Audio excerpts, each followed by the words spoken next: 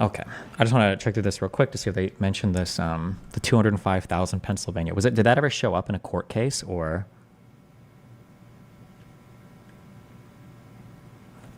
Despite not filing any legal actions based on fraud, Trump did claim fraud in several tweets. In one set of tweets, he alleged that Richard Hopkins, a postal worker, had heard the Erie County postmaster tell his supervisor they had messed up by failing to backdate the postmark on ballots that arrived after Election Day. Hopkins later admitted that the story was not true. Trump's campaign director of Election Day operations, Mike Roman, also broadcast on Twitter that ballot stuffing had occurred in Philadelphia based on a video that showed a woman dropping off 3 ballots in a ballot drop box. State officials rejected the video as evidence of the fraud because voters are allowed to drop off ballots on behalf of others.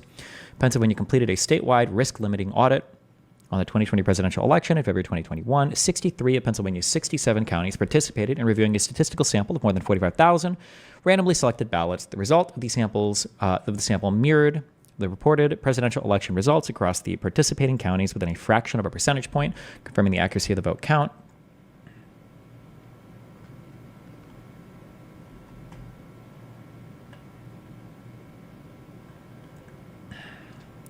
Challenges to ballot deadline extensions met some success based on state statutes, but no court found any evidence of fraud connected with extended deadlines.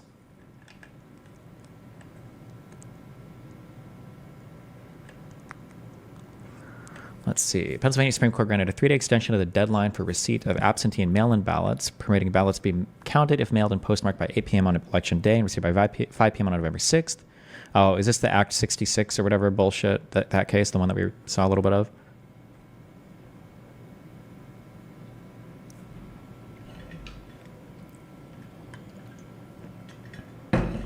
As it happened, the number of ballots at issue were so few that even if every ballot were cast for Trump, 10,000, they would not have changed the outcome of the race.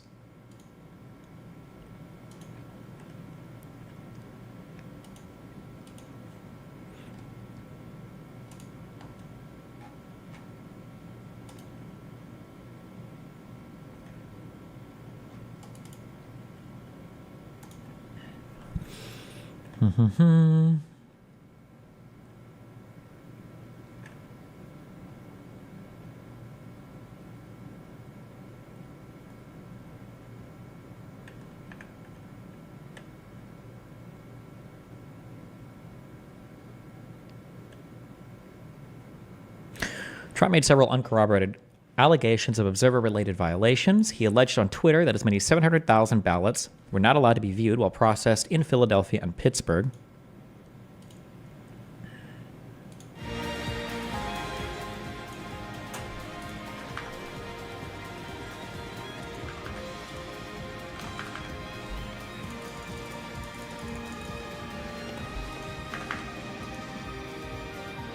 Jesus. Okay.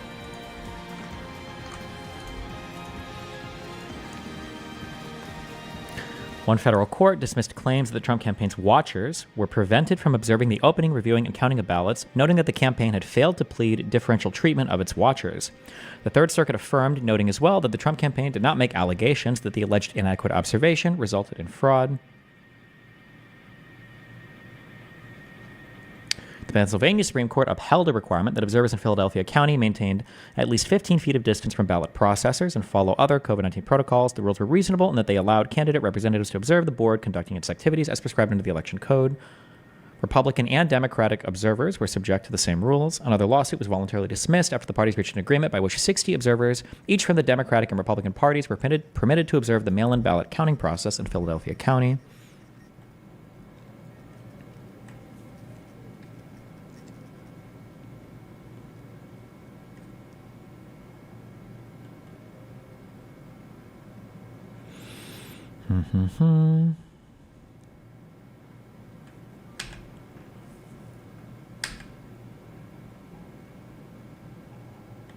Jesus. Wait, hold on. Pennsylvania Supreme Court likewise dismissed similar challenges to 8,329 votes in Philadelphia County and 2,349 votes in Allegheny County. The court held that the state election code did not require the disqualification of mail-in or absentee ballots submitted by qualified electors who signed the declaration on their ballot's outer envelope but did not handwrite their name, their address, and/or date, where no fraud or irregularity had been alleged. In perhaps the most dramatic Pennsylvania case, the Trump campaign sought to disqualify some 7 million absentee and mail-in ballots on the basis of allegations that 1, they lacked a secrecy envelope, 2, they did not include a dated and signed declaration on the outside envelope, or 3, were delivered by third parties for non-disabled voters. Counsel for the campaign, Rudy Giuliani, told the court that there was widespread nationwide voter fraud, but under questioning by the judge, he stated, "This is not a fraud case." After examining the allegations, the district court wrote, "One might expect that when seeking such a startling outcome as discarding millions of legally cast votes, a plaintiff would come formidably armed with compelling legal arguments and factual proof of rampant corruption. Instead, this court has been presented with strained legal arguments without merit and speculative accusations, unpled in the operative complaint and unsupported by evidence." In an opinion by Trump appointee Stephanos Bibas, the Third Circuit affirmed, writing that the Trump campaign's claims have no merit, that they challenged a number of ballots far smaller than the roughly 81,000 vote margin of victory, and that the Trump campaign never claimed fraud or that any votes were cast by illegal voters. Allegheny?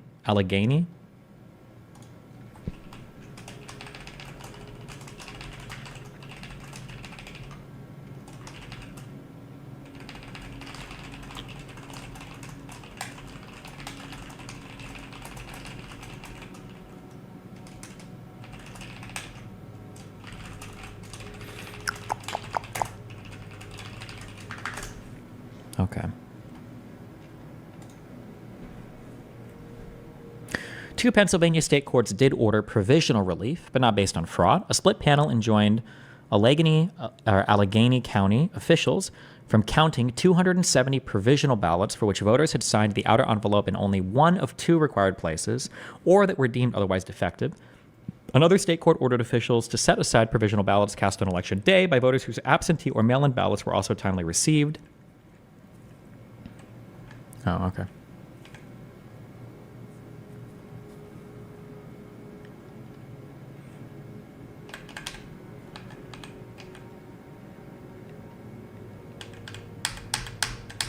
Okay.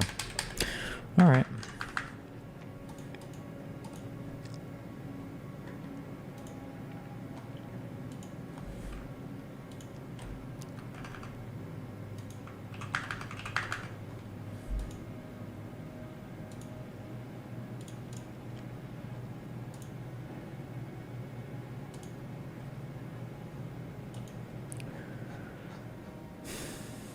So legal challenges, 1, 2, 1, 2, 1, 2. Okay, Trump calls states to change votes. All right.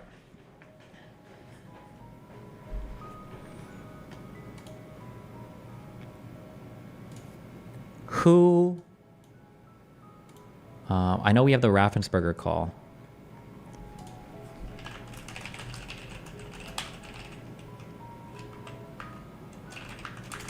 Wait.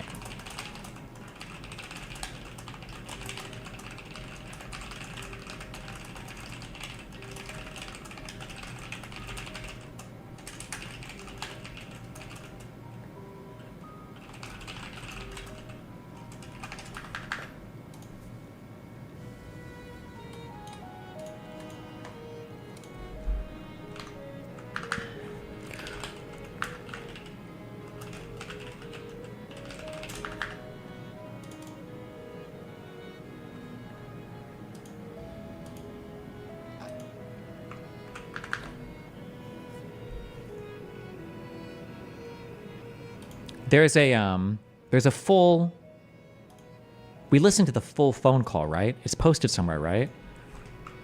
Full phone call, Trump, is it Raffensperger or Raffensperger? Raffensperger. Sperger.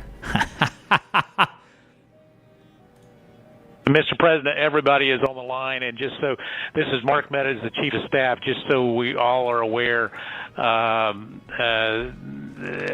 the line is Secretary of State and 2 other individuals, Jordan and Mr. Germany. With him, you also have the attorneys that represent the president, Kurt and Alex, and Cleta Mitchell, who is not the attorney of record but has been involved, myself, and then the president. So, Mr. President, I'll turn it over to you. Okay, thank you very much. Hello, Brad and Ryan and everybody. We appreciate the time and the call. So we've spent a lot of time on this, and if we could just go over some of the numbers, I think it's pretty clear that we won. We won very substantially, Georgia. You even see it by rally size, frankly. We'd be getting 25, 30,000 people a rally, and the competition would get less than 100 people, and it never made sense. But we have a number of things. We have at least 2 or 3, anywhere from 250 to 3. Okay. What was the date of this phone call? Donald Trump call to Raffensperger.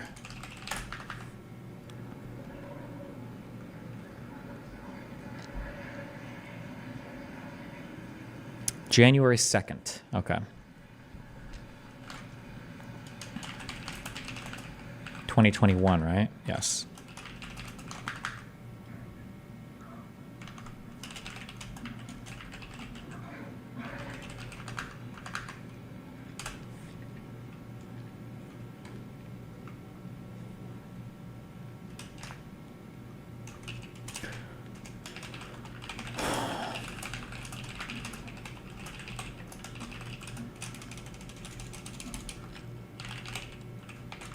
Called. Wait, that's not the link.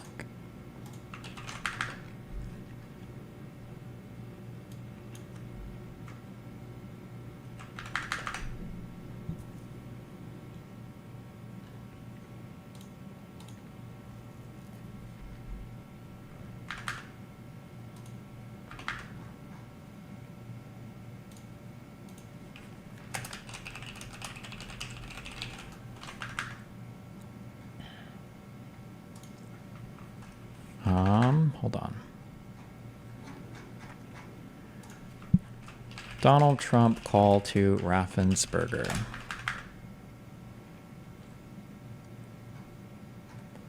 We just got the name and position of every single thing, or every single person in this phone call.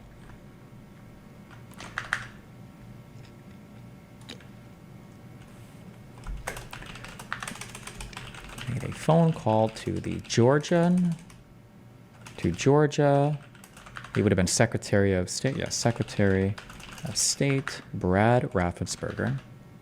And then who all was on the line? Who did he say? The president. So, Mr. President, for their line, and just so this is Mark Meadows, the Chief of Staff. Just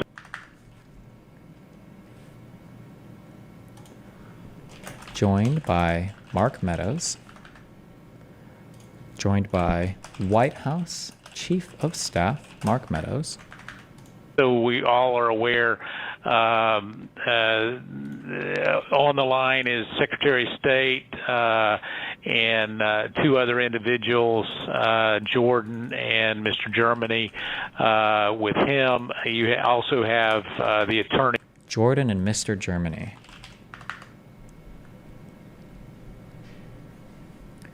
Okay. And these are on the other side. Phone call to Georgia Secretary. Joined by Jordan Fox. Is that his last name?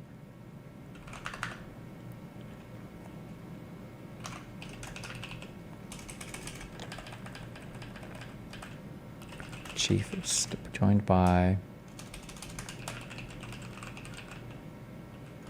Chief of Staff Jordan Fox and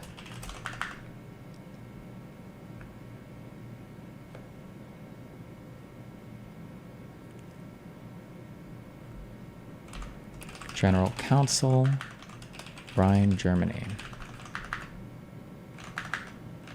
This says other people are involved. Are they right here at the front? That represent the president, Kurt and Alex, and Cleta Mitchell, who is not the attorney of record but has been involved, myself, and then the president. So, Mr. President, I'll turn it over to you. Okay, thank you very much. Hello, Brad and Ryan and everybody. We appreciate the time and the call. So we've... Okay, wait. It was...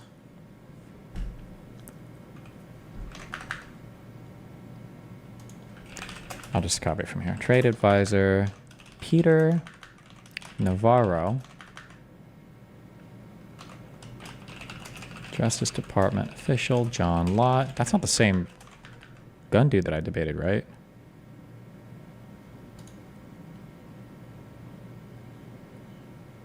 Wait, is it?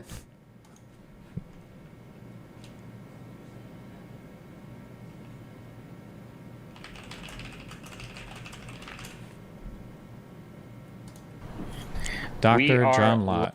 Is it the same guy? I would have imagined he'd be way older. This can't be him. This...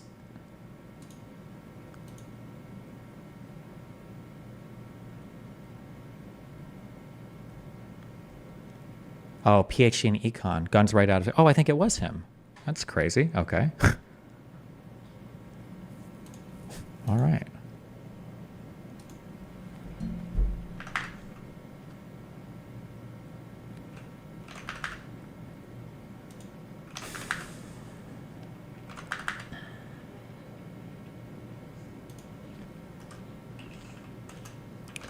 Let's see. Law professor John C. Eastman. Attorneys Rudy Giuliani, Cleta Mitchell, Alex Kaufman, Kurt Hilbert, and White House Chief of Staff Mark Meadows.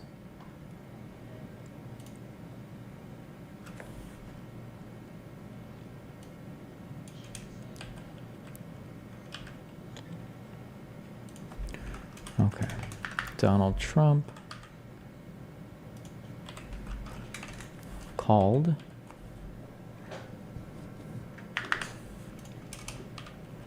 Georgia Secretary of State Brad Raffensperger,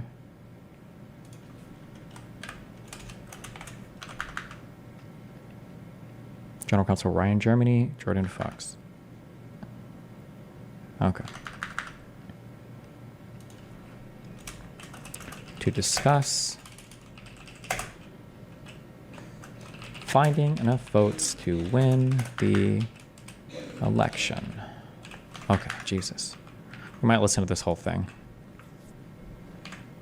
We spent a lot of time on this, and if we could just go over some of the numbers, I think it's pretty clear that we won. We won very substantially, Georgia. You even see it by rally size, frankly. We'd be getting 25, 30,000 people around. Hold on, wait 1 second.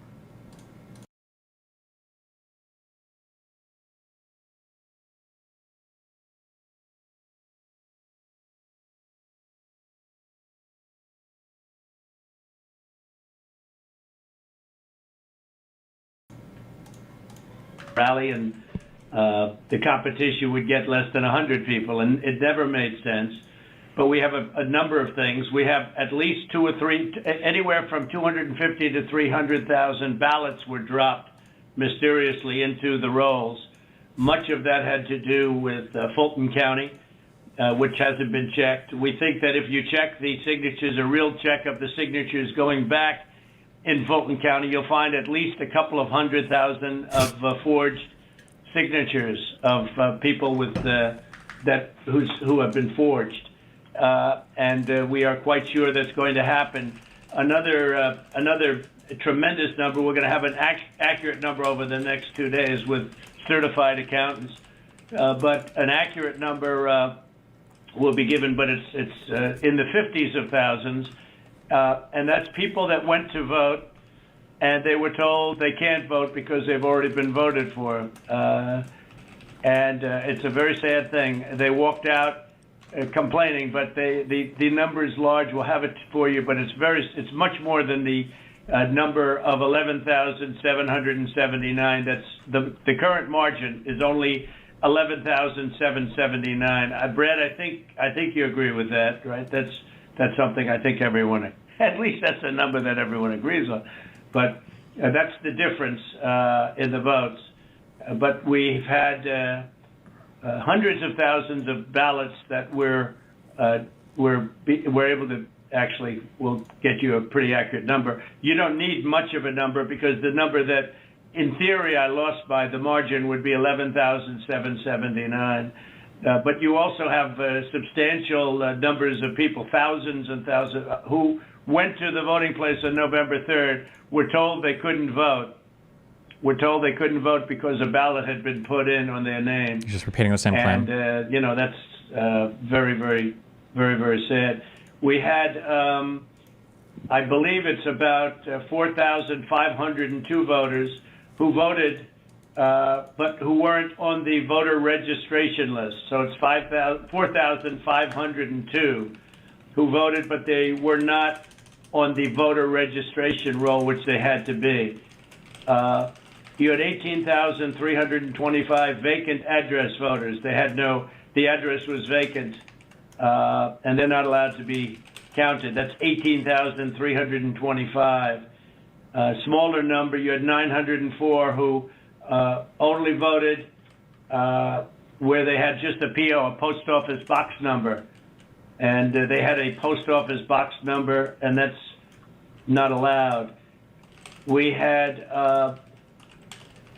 at least 18,000, that's on tape. We had them counted very painstakingly. 18,000 voters having to do with Ruby Freeman. That's she's a vote scammer, a professional vote scammer and hustler. Ruby Freeman. That was the tape that's been shown all over the world that makes everybody look bad. This is the one that Rudy Giuliani was taken to court for lying about, and Rudy Giuliani said, okay, I lied, but that's my First Amendment right to lie. I'm allowed to lie about this. To me and everybody else, where they got, number one, they said very clearly, and it's been reported that they said there was a major water main break.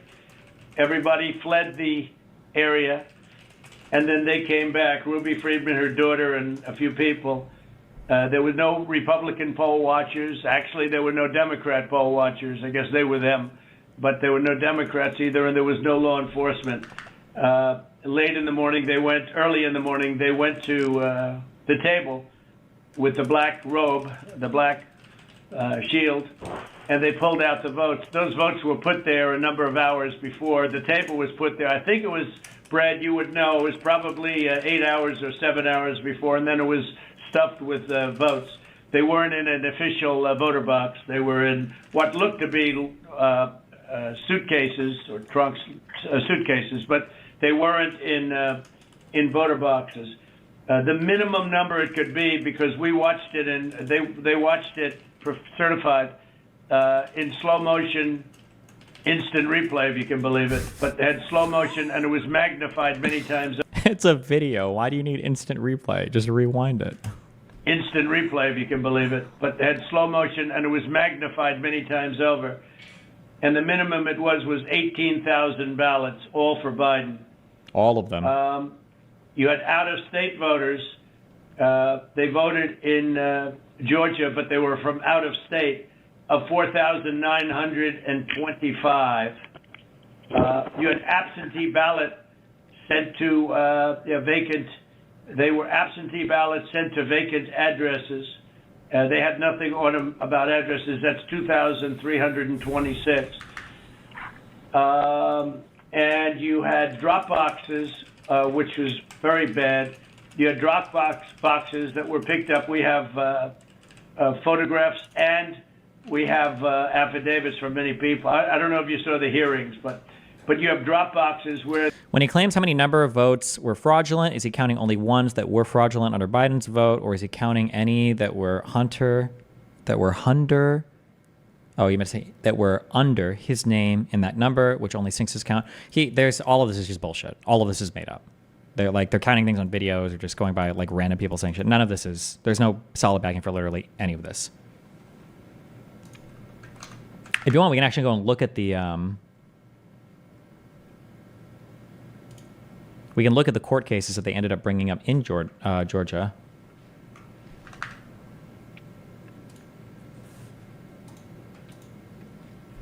They brought 11 cases with 38 counts challenging the results showing he lost Georgia. They were not successful in any of those actions. None of the numerous forums that reviewed Trump's allegations sustained Trump's charges of fraud, irregularities, or procedural deficiencies sufficient to overturn the outcome of the 2020 presidential election.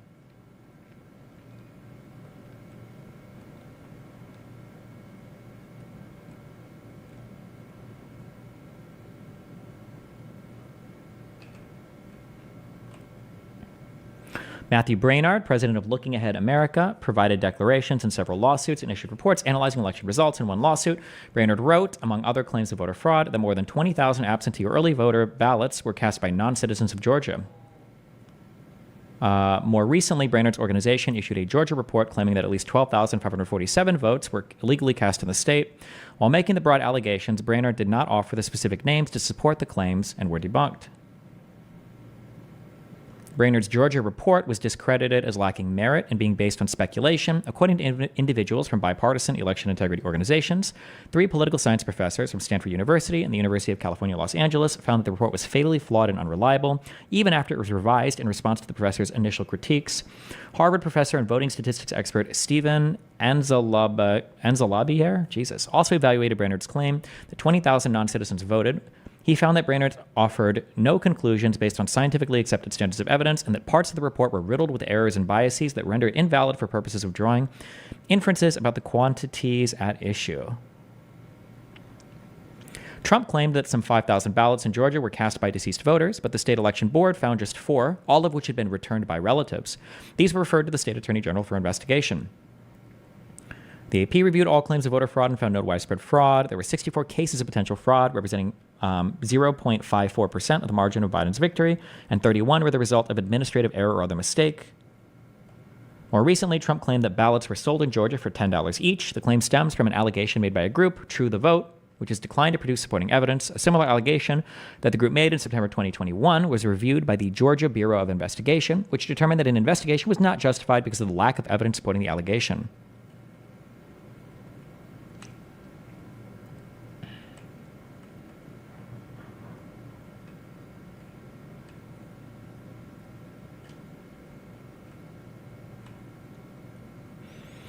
They did 3 recounts, didn't matter.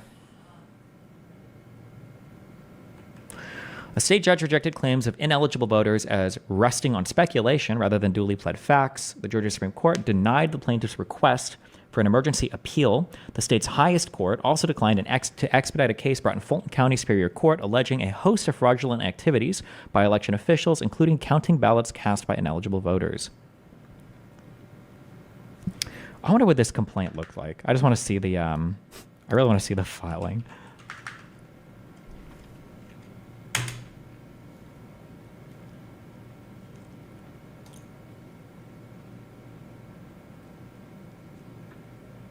Does anybody have a, oh fuck, wait, this is the, well, this should reference the underlying cases, right?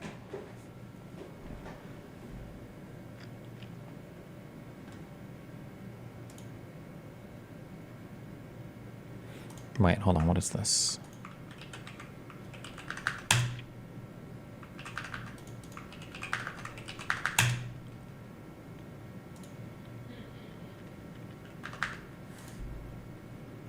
The Superior Court of Fulton County, State of Georgia.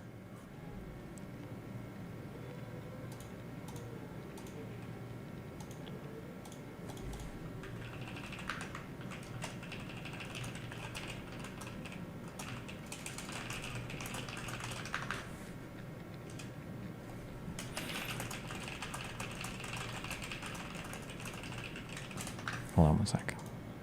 Okay.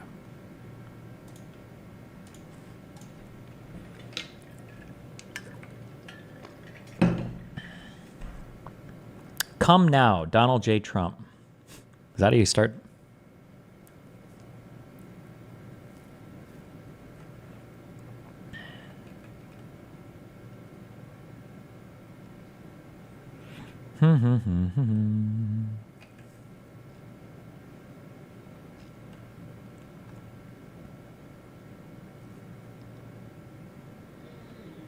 Okay, in this case, petitioners present to this court substantial evidence that the November 3rd, 2020 presidential election in Georgia, the contested election, was not conducted in accordance with the election code and that the named respondents deviated significantly and substantially from the election code. Okay.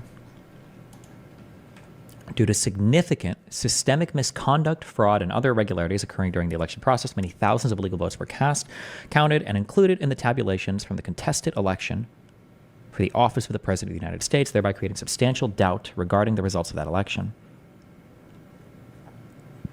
Okay.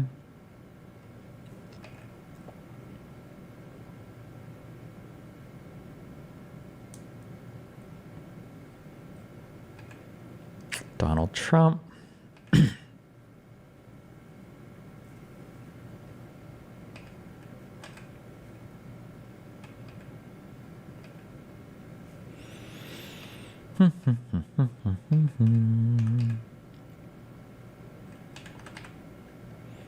Factual background.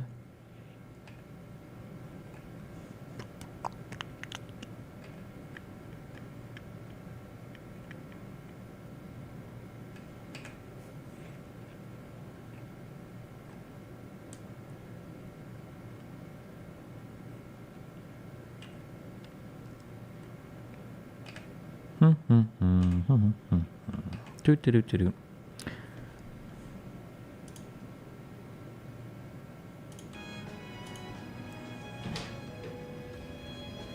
were systemic irregularities and violations of the Georgia election code and the contested election. In violation of this, respondents jointly and severally allowed thousands of unqualified persons to register to vote and to cast their vote in the contested elections. These illegal votes were counted in violation of Georgia law. Exhibits 2, 3, 4, and 10. Oh, shit.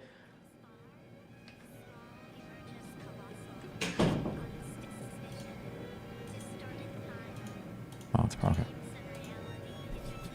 They allowed as many as 2,560 felons with an uncompleted sentence to register to vote and to cast their vote. Exhibit 3. Oh, boy. Okay. Oh, I can't wait to see these exhibits.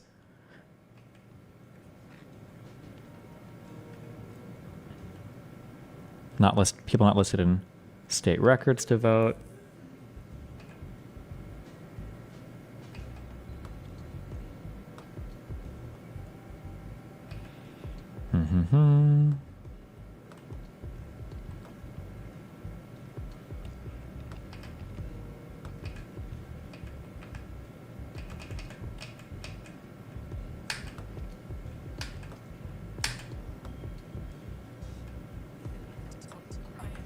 Exhibit 5.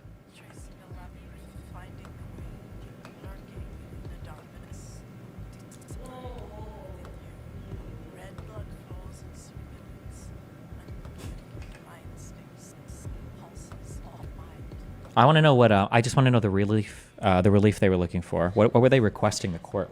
So they're listing like individual examples. Oh man, not good. We have, for example, affiant. Oh God, affiant. I bet is it all just affidavits that they've listed? Lisa Holst received 3 absentee mail-in ballots for her late father-in-law, Walter T. Holst, who died on May 13th, 2010. Okay. Voter history shows an absentee ballot was returned for Mr. Holst on October 28th, 2020. When it says a ballot was returned, does that mean that it was like voted on, or that it just was like sent out accidentally or something, or it's sent out?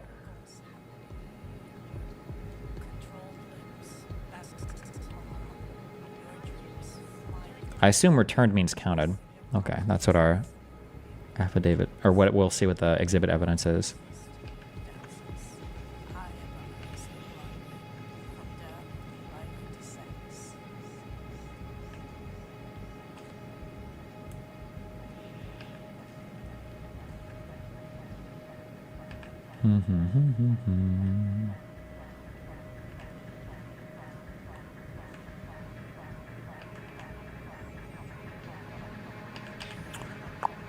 Fulton County, Georgia law.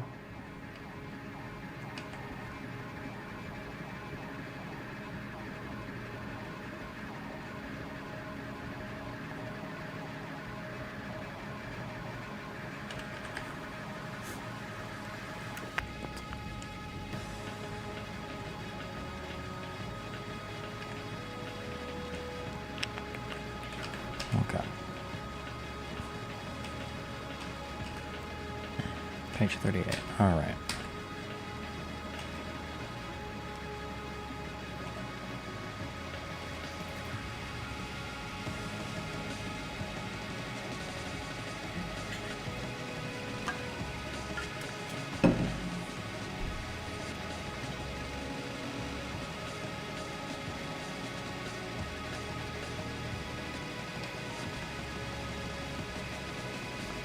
At approximately 10 p.m. on November 3rd, Fulton County election officials who were handling and scanning thousands of ballots at the State Farm Arena instructed Republican poll watchers and the press that they were finished working for the day and that the Republican poll watchers and the press were to leave.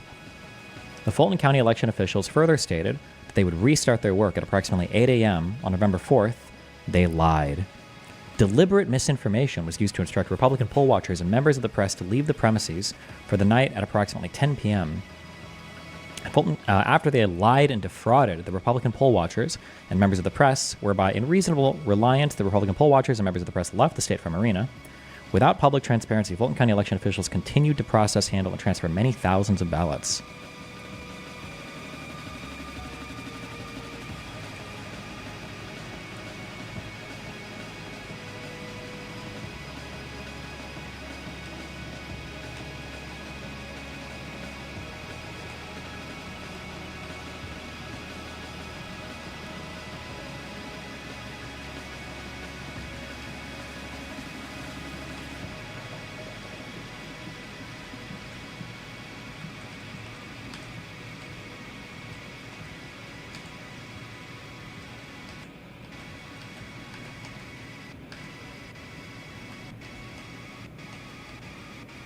Oh.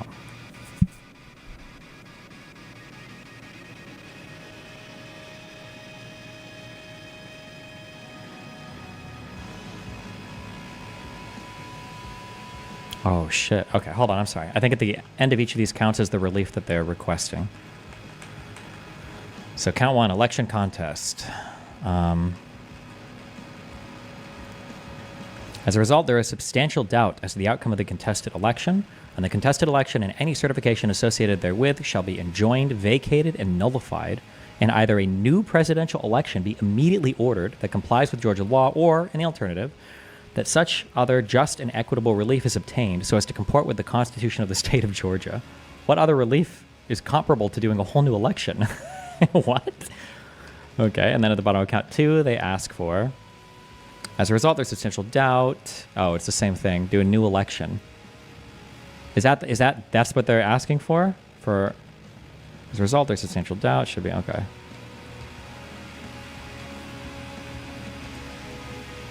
Oh, and then a request for TRO and preliminary and permanent injunctive relief.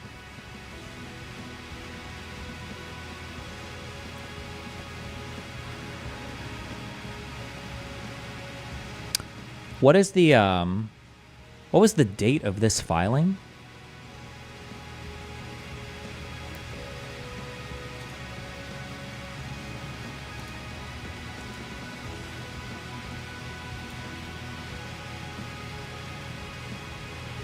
Fuck, does anybody know? Why is all this shit not like auto-dated like everywhere?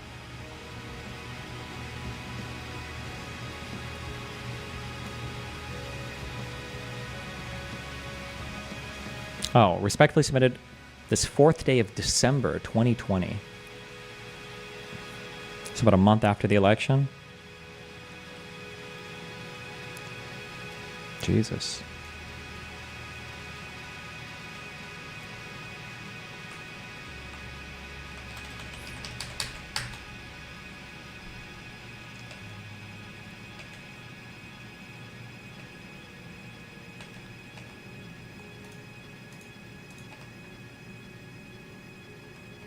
Wait, are the exhibits not attached to this? No.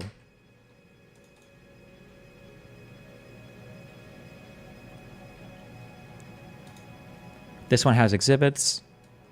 Oh, shit, okay.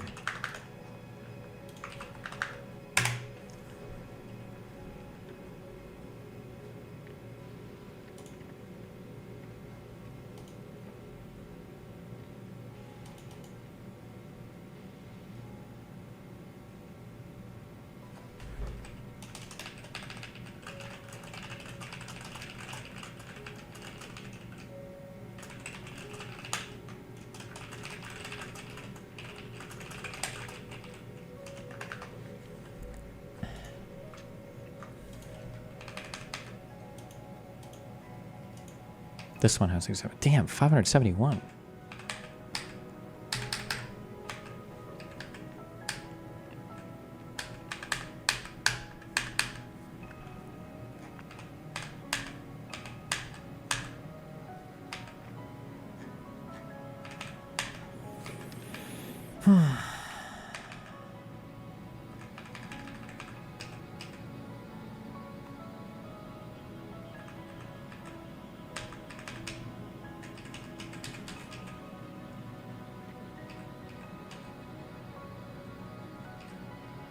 Page 309? Well, I see affidavits here, no?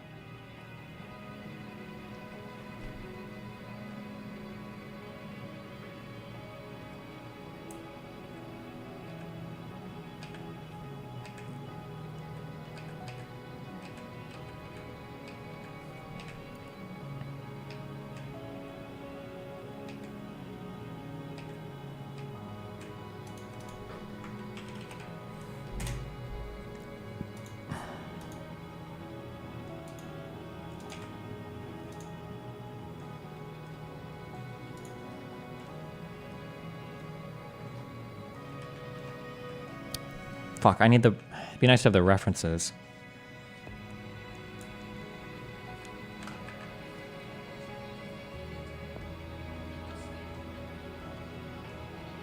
I'm a Georgia resident prior to moving to my current residence located at blank, Venice, Florida, 34293. As of October 24th, I was and am a Florida resident where I claim homestead status to my home located here in Florida. On November 13th, I received an unsolicited text message from this phone number. The text message stated that the official Secretary of State records reflect that I voted by absentee in the November 3rd, 2020 elections, but did not qualify to automatically receive my ballot. There is no January 5th runoff or election runoff in Florida, but there's one in Georgia. I didn't ask to be contacted by anyone.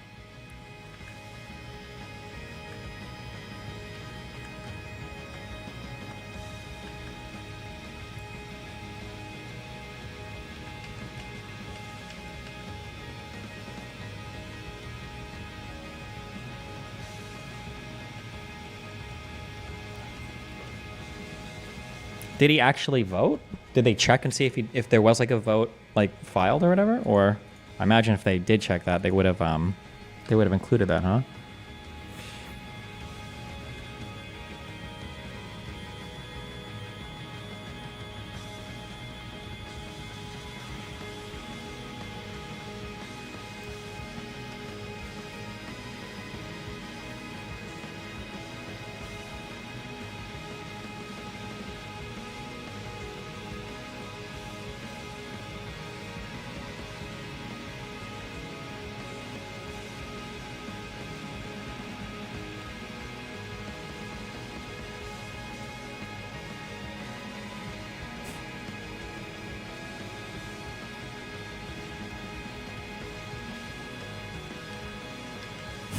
Jesus.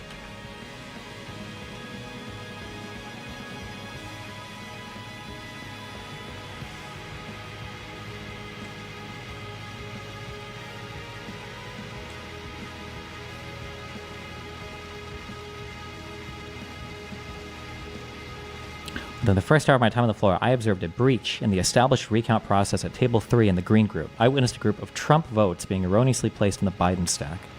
At Table 3 in the Green Group, Person 1, a female, was taking absentee ballots from the box provided and individually sorting out a group of ballots and designating them as either Trump ballots or Biden ballots. Then P1 handed the said group of ballots to Person 2, a male, stating they were either for Trump or Biden. P2 would then, without looking at the ballots, place a group of ballots in either one of two stacks, the one for the Trump ballots or the one for Biden ballots, based on what P1 had told him to do. I was watching this table because they were clearly not in compliance with the rule requiring that all ballots must be received or reviewed by two people when sorted. As I watched Table 3 in the Green Group, I observed P1 hand P2 a group of ballots which he clearly stated were for Trump. I then watched in dismay as P2 put the Trump ballots into the Biden stack, which would later be counted as Biden votes had I not caught the error.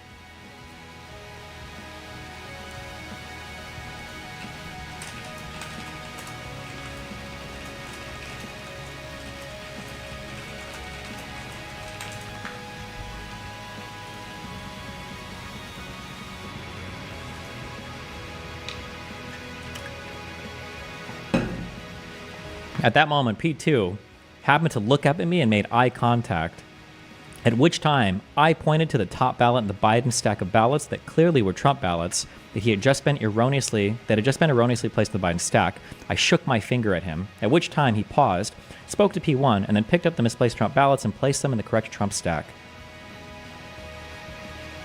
My immediate concern was for the integrity of the previously stacked ballots, as by this time, the Biden stack of ballots at this table were already about 12 inches tall.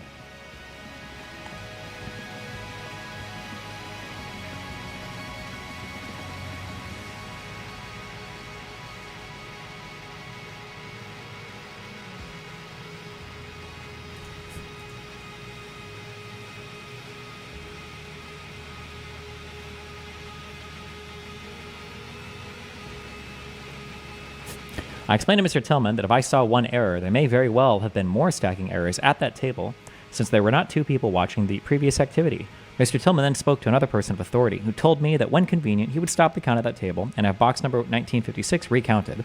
I believe Mr. Tillman just told me this to placate me. I kept my eyes on the table to see what would happen to the box of ballots. The counting of the ballots from this box, 1956, continued until complete.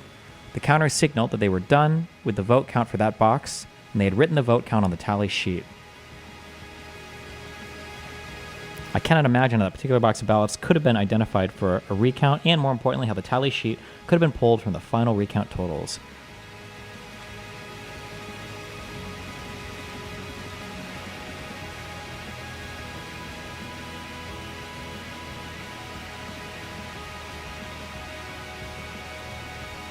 I've attached a drawing that I made of the site identifying Table 3. The drawing is messy, but I could redraw it if that will help. I want to see the drawing. I need to see the drawing.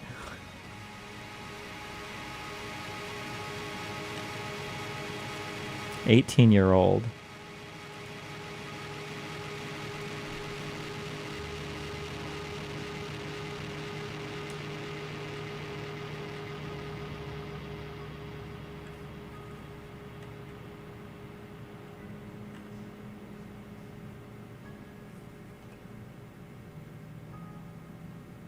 I'm concerned that somebody voted for me because they knew I am disabled and assumed that I wouldn't be able to vote in person.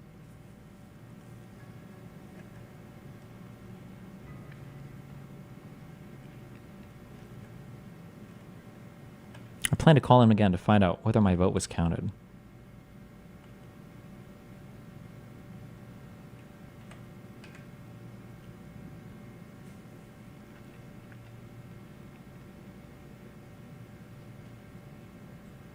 I have voted many times, and this has never happened. Wait, she says she's 18. Wait, how many times could she? Or no, I'm so sorry. I thought that I'm over the age of 18 years, and then they put 18 in parentheses. I thought that was like specifying her age. I'm like, why? But it's just the number there. So she's older than that. Okay. I voted many times. This has never happened. This situation is totally perplexing. I don't understand how a glitch can make it look like I already voted when I haven't.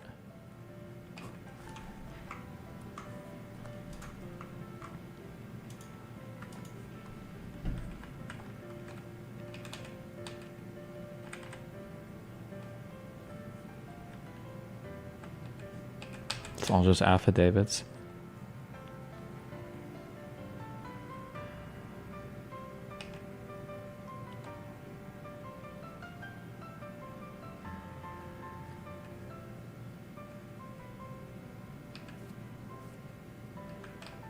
Page 300 is picture proof. Wait.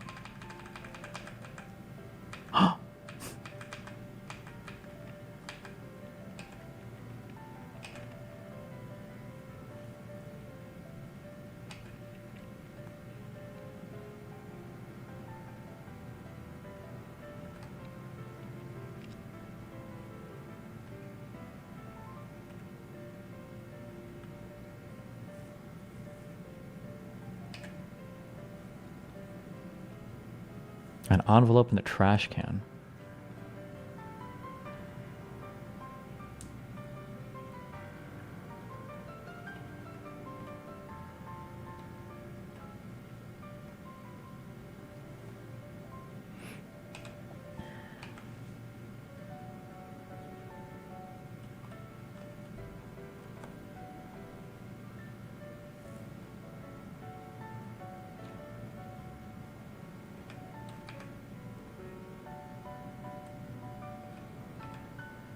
Holy shit.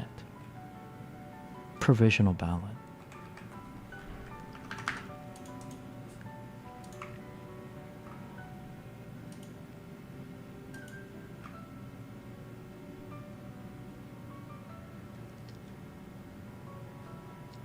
I bet it was a Trump vote.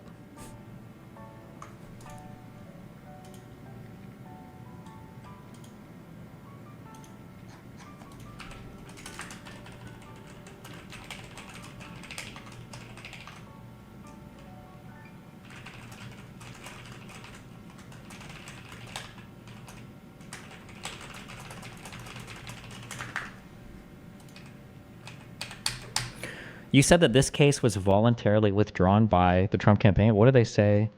Wait, how this case ends or ended?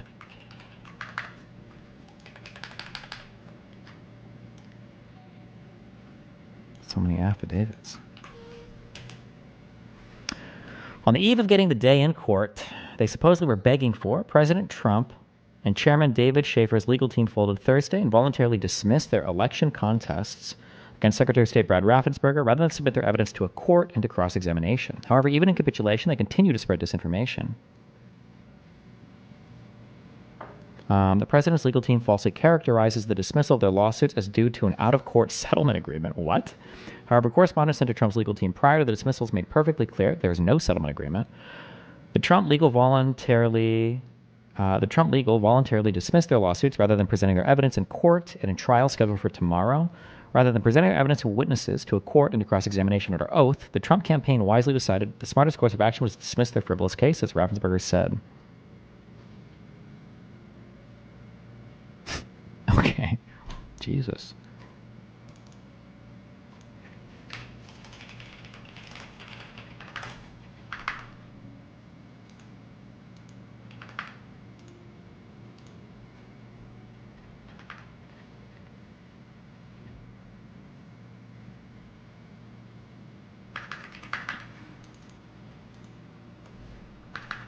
Okay, sorry. Fuck. Waste of time. We didn't need to do any of this shit.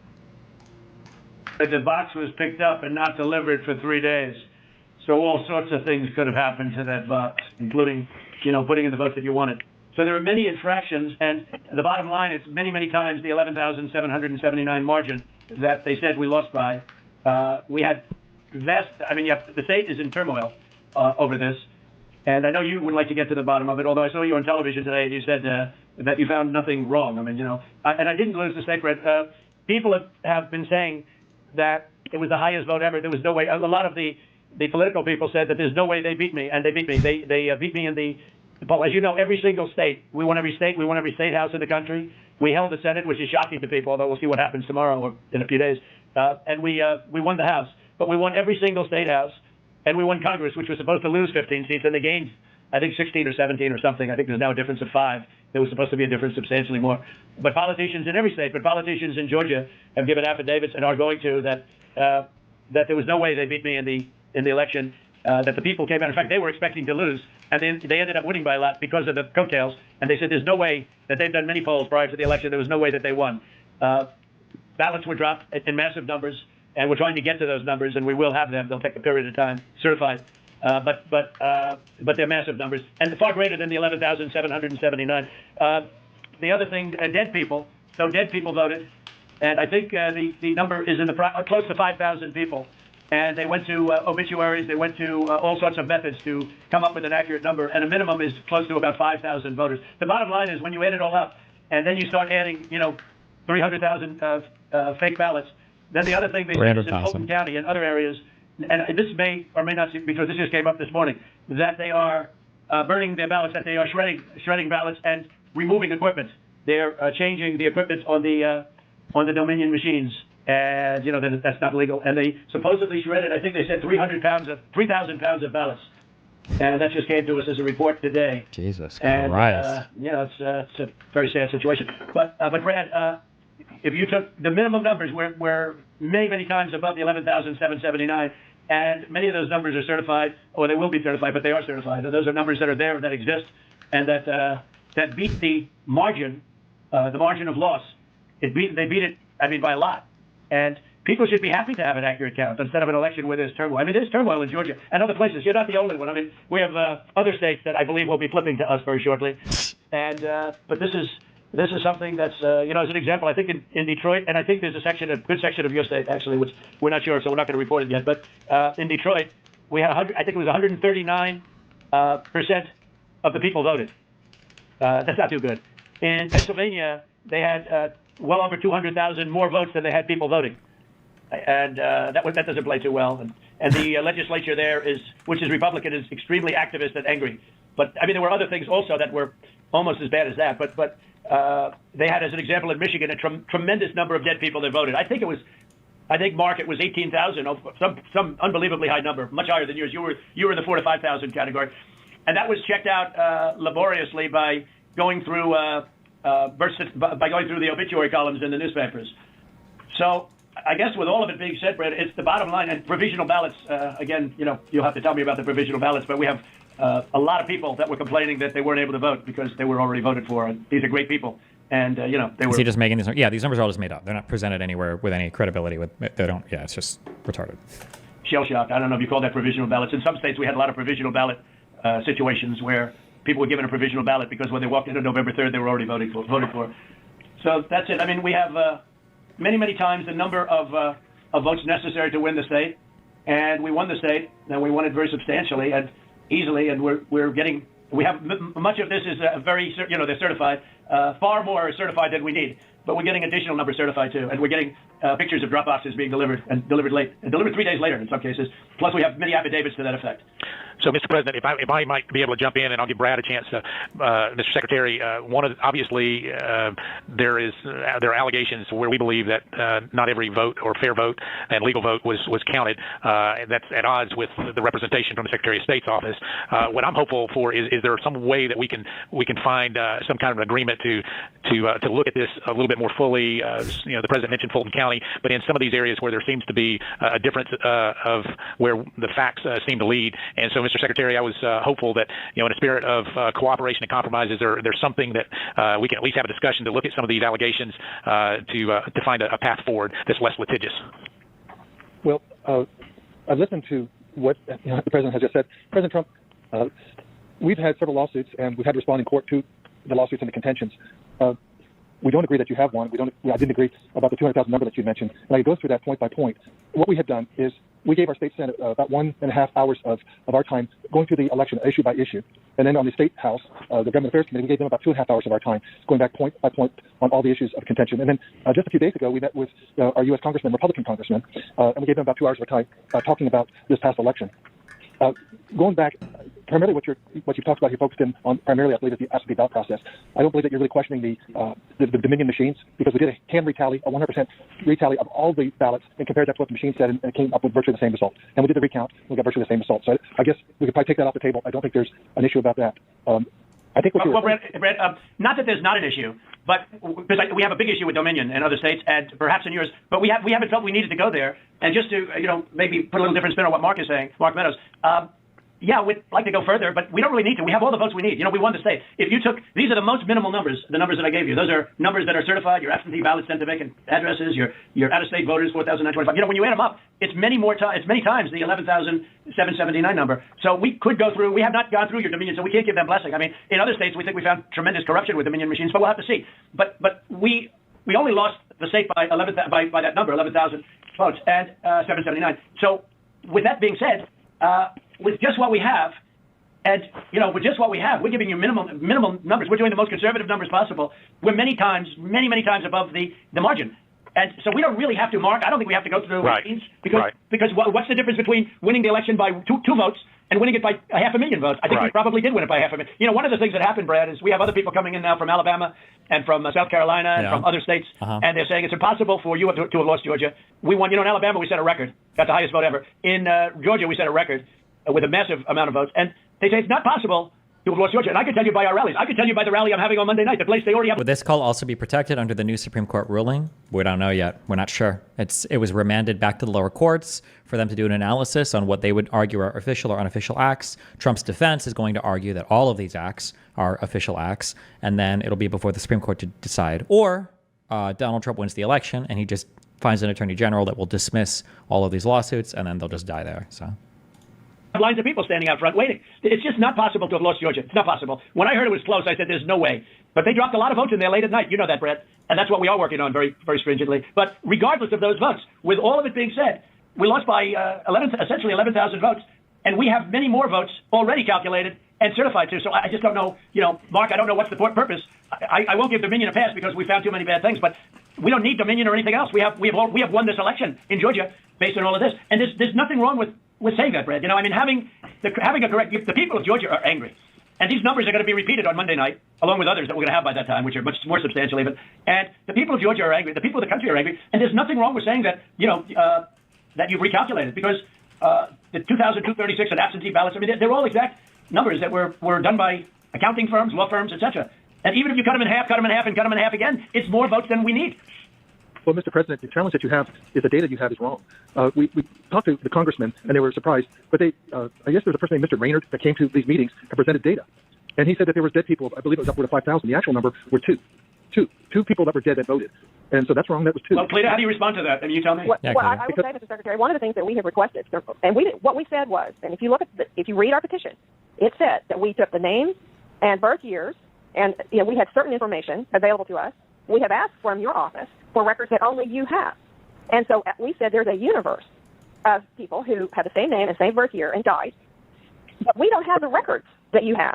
And one of the things that we have been suggesting, formally and informally, for weeks now, is for you to make available to us the records that would be necessary. But I don't know if a state has ever done this, by the way. This was one of the reasons why Trump's big voter fraud bullshit failed. The idea that states would just voluntarily open up all of their voter information to some private party for them to just have all that information. I don't know if any state has ever done this, ever, in the history of all of it's just, especially without any compelling reason to do so, right? Like, oh, well, we just want to go through every single voter record registered thing that you guys normally keep. We just want to go through and check all of that against other data that you need to But Cleta, even before you do that, and not even including that, that's why I hardly even included that number, although in one state we have a tremendous amount of dead people, so I don't know. I'm sure we do in Georgia, too.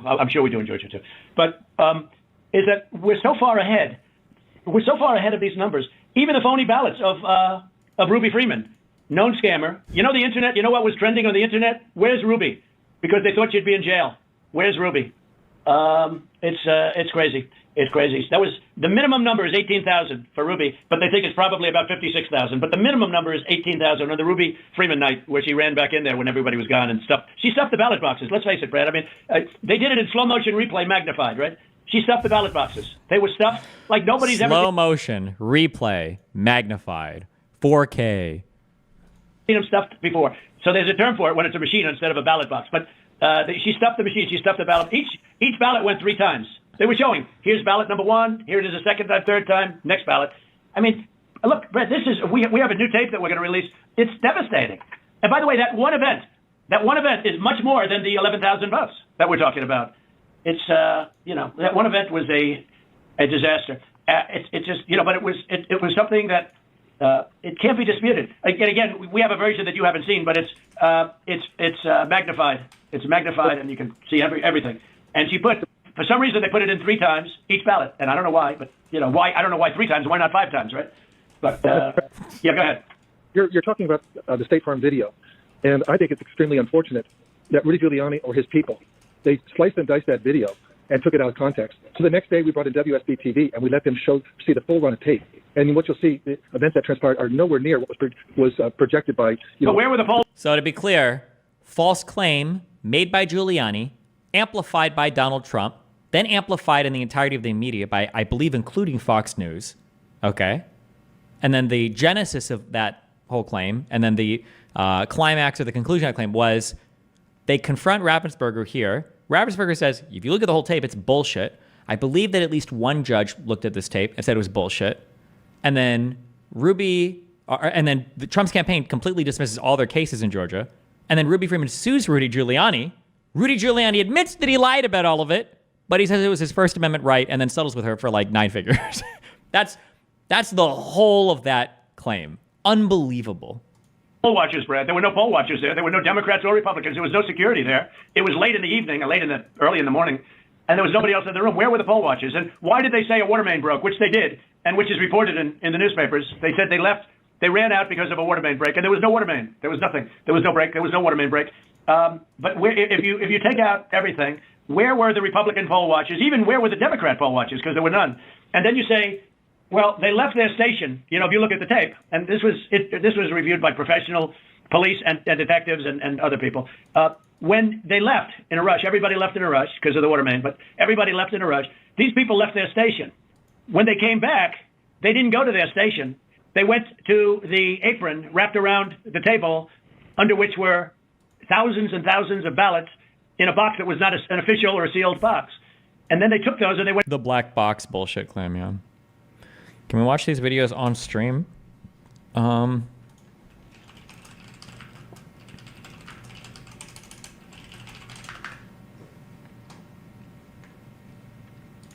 Your voice, your vote. And for the third time, counties across Georgia have certified votes from November's presidential election. The Secretary of State is expected to actually certify the statewide results today as well.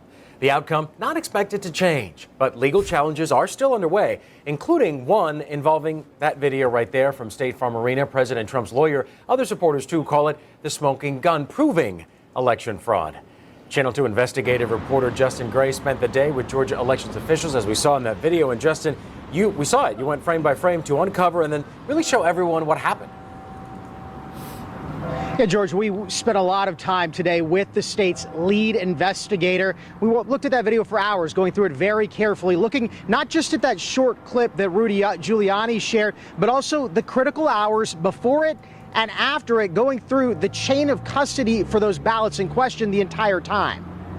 You went through hours. Yes. We went frame by frame with state election investigators. They've already spent hours analyzing this video, looking at the election night surveillance tape that President Trump's personal attorney Rudy Giuliani calls a smoking gun. Quote, suitcases pulled from under a table. We can.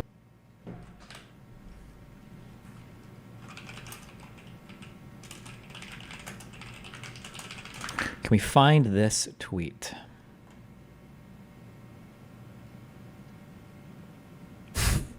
Oh no.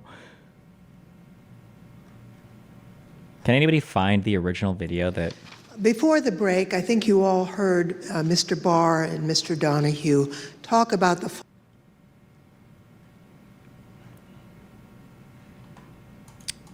I don't know if they'll show it in here. Giuliani calls a smoking gun. Quote, suitcases pulled from... Oh wait, they still have the tweet up? Oh shit. Video footage from Georgia shows suitcases filled with ballots pulled from under a table after supervisors told poll workers to leave room and 4 people stayed behind to keep counting votes. This table, the black one, at about 8... Thank God, from OAN News Network. Hell yes.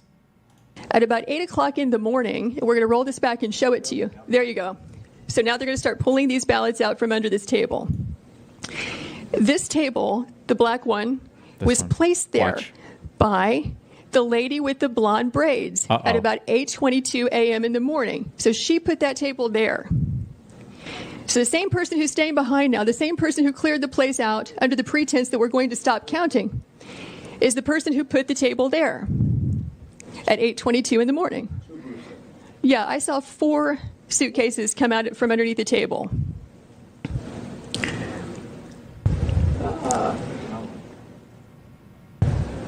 Yeah, upper right hand, you see the gentleman in the red. Yeah. So he just pulled one out. Uh-oh, one of the fake ballot box cases. So what are these ballots doing there, separate from all the other ballots? And why are they only counting them whenever the place is cleared out with no witnesses? Is the question. So these machines can process about 3,000 ballots an hour. Okay. You have multiple machines there. Yeah. And they're there for 2 hours. So you do the math. Uh-oh. How many ballots went through those machines in those 2 hours when there was no one there to supervise, to be present, consistent with your statutes and rules, to supervise the tabulation? We believe that could easily be, and probably is certainly, beyond the margin of victory in this race.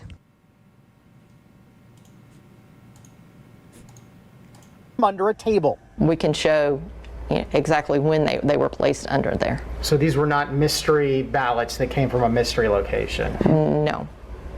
They were right there in the room? Yes. People watched them placed in those boxes? Yes. This is the short section of the video the Trump team has shared. It's not suitcases being pulled from under that table, but official sealed ballot containers. If we go back in the video to hours before, you can see that table being brought into the room at 8:22 a.m. Nothing underneath, no hidden suitcases. Then we can see at 10 p.m. with the room full of people, including official monitors and the media, as ballots that have been opened but not counted are placed in the boxes, sealed up and stored under the table.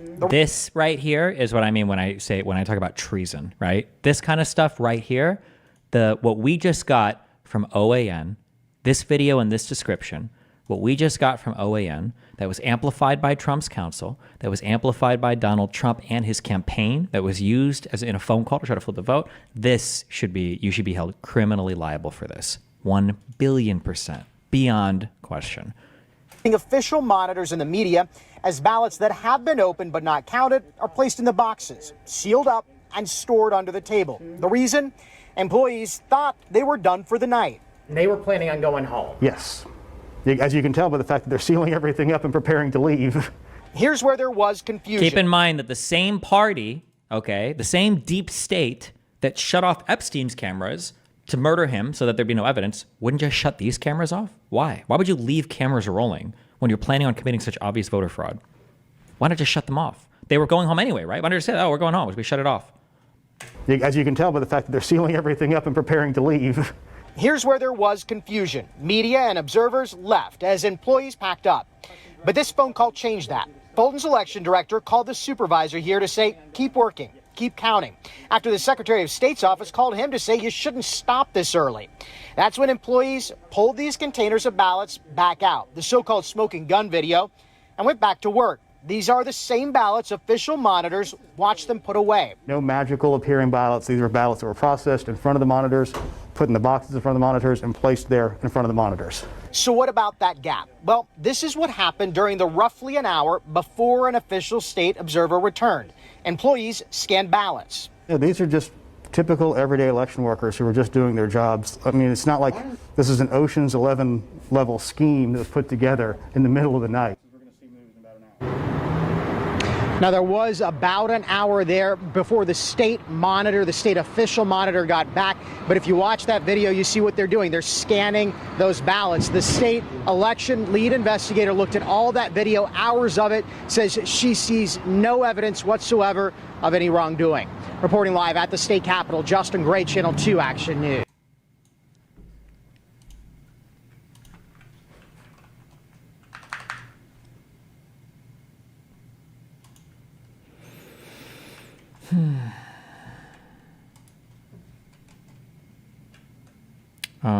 Was she the woman on this?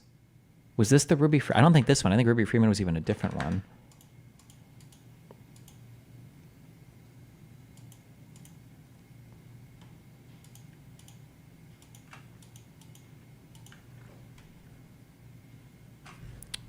What would this go under? This is worth getting its own.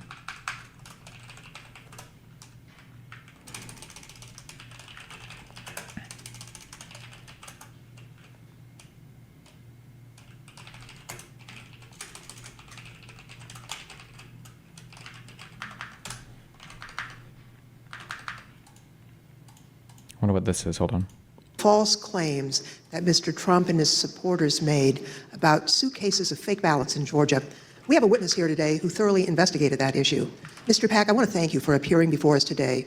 You were appointed by President Trump to serve as a U.S. Attorney for the Northern District of Georgia, and you served from 2017 until January of 2021. You were the lead. Oh, this is the guy who quit when Trump was like, I want him fired today. And was it Donahue, I think, who was like, sir, today is Sunday. Trump's like, I don't care. I don't want to work one more day. And he's like, he's resigning tomorrow. I want him fired today on Sunday. I need him gone immediately. Lead federal prosecutor there and worked for the Department of Justice under then Attorney General Bill Barr. Now, were you ever asked by Attorney General Barr to investigate claims of voter fraud in the 2020 election? And if so, what were those claims?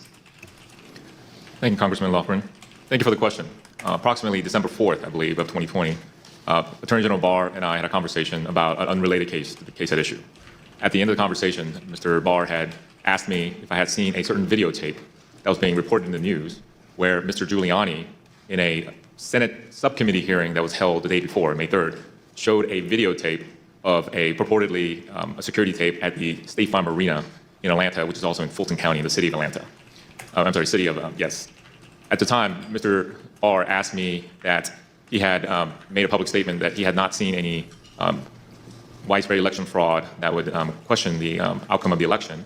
And because of the videotape and the serious allegation that Mr. Giuliani was making with respect to the suitcase full of ballots reported in the video, he asked me to find out what I could about it, because he had envisioned that in some days after our call that he was going to go to the White House for a meeting, and then that issue might come up.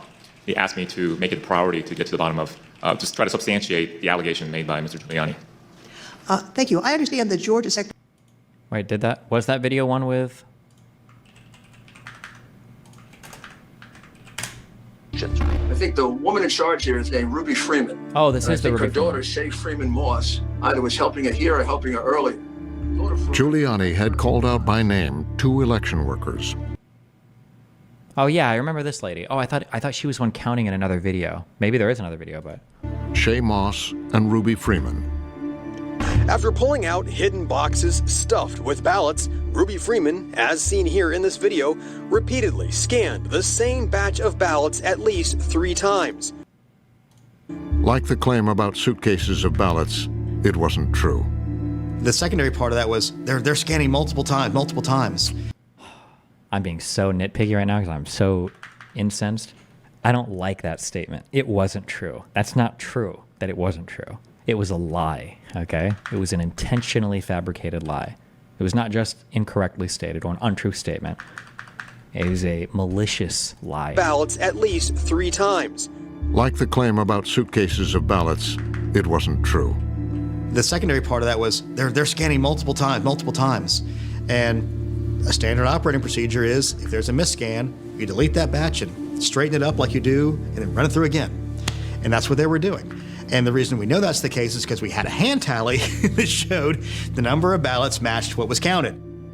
So we know that they didn't do that.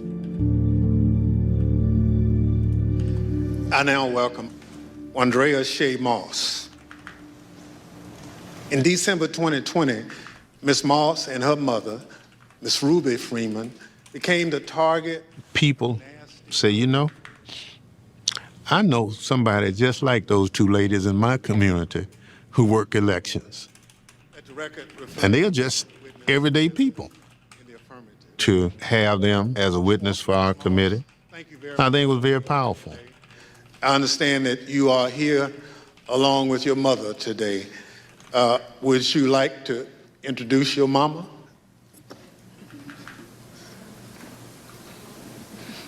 Hi, Mom.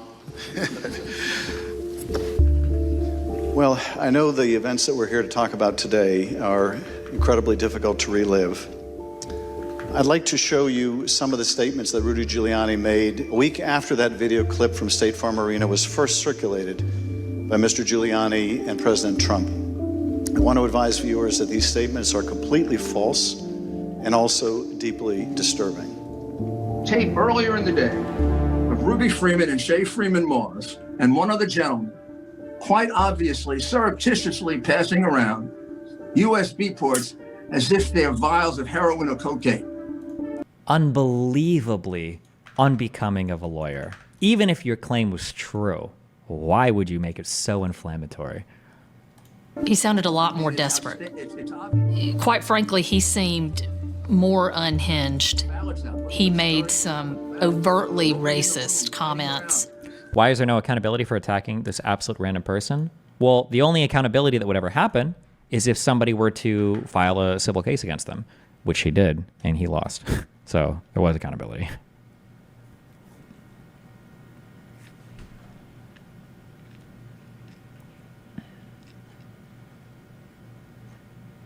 It says it was it really for $148 million? Was the case decided at this point? Oh.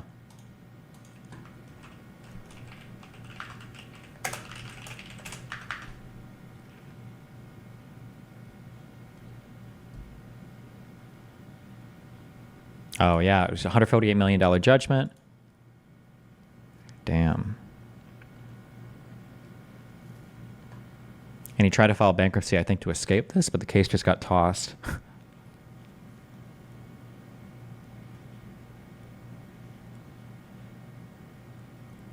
Uncooperative conduct, self-dealing, and a lack of transparency. Does anybody know what chapter he was filing for bankruptcy?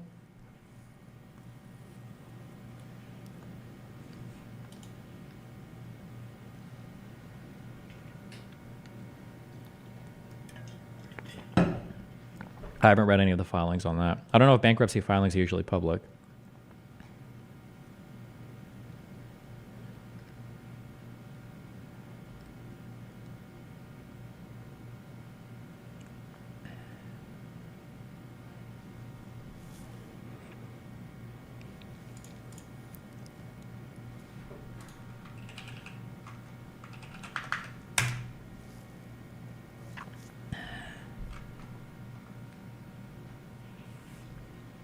Chapter 11.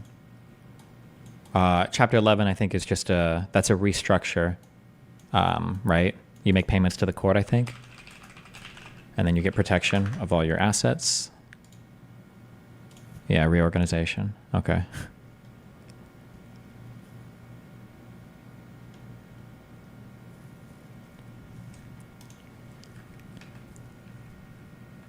Damn, and he hid income according to that article.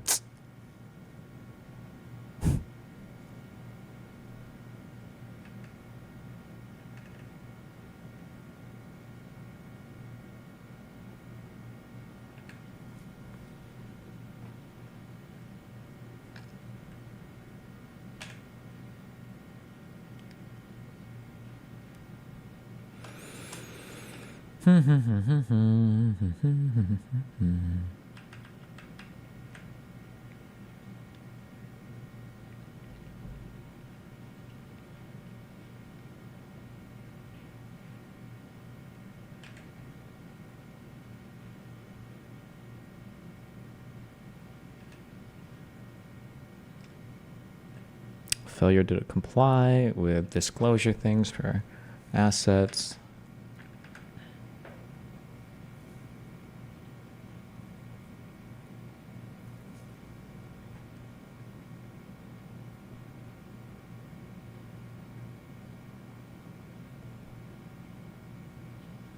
Or we try to convert it to a chapter 7.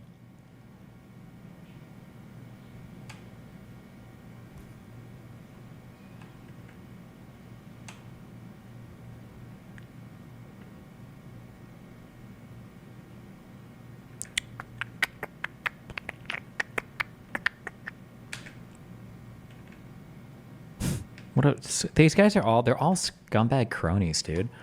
It's so unbelievable. Okay. Oh, all right. Have you heard about the faithless electors in 2016? I know we've had some faithless electors sometimes. People like won't vote how they're supposed to because they're throwing a temper tantrum, which is stupid. They shouldn't do that. But